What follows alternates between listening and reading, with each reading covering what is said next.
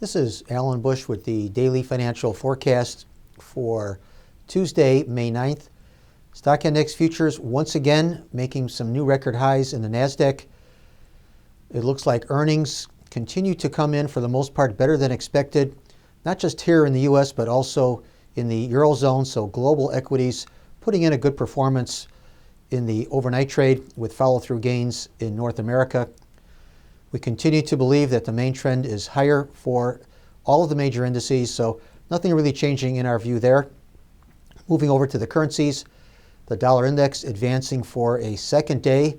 This primarily due to ideas that the Fed will probably be raising rates at their June meeting. In fact, the probability of a rate increase at that Fed meeting has now bumped up to 88%. Yesterday it was at 83%. Seeing the euro currency trading a little bit lower, even though we did have better than expected economic reports coming from the Eurozone. Also seeing the Australian dollar weaker after retail sales in Australia coming in on the softer side.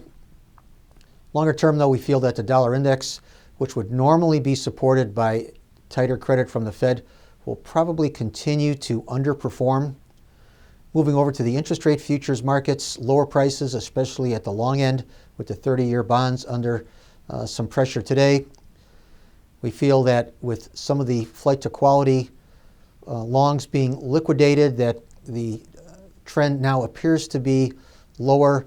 Also, as the global economy improves and inflation accelerates around the world, that should put additional pressure on the bond market. So the long end should feel most of the weakness. Most of the fundamentals there appear to be negative for the 30-year bonds. Moving over to the precious metals, we have seen some declines, rather severe declines in the last couple of weeks, but we are now approaching major support areas.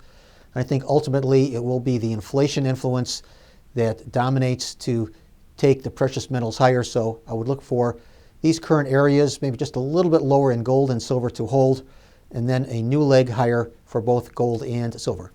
So good trading, everyone. And once again, remember, these are my opinions alone and are not the opinions of ADMIS or Archer Daniels Midland.